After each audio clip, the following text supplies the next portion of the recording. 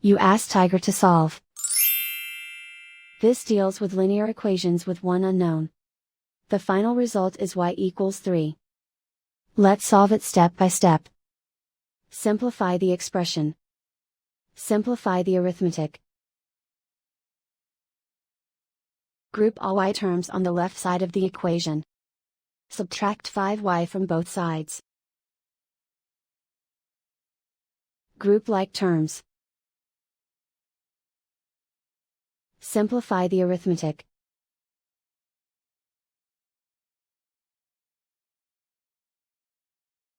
Group all constants on the right side of the equation.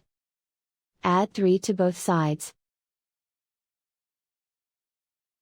Simplify the arithmetic.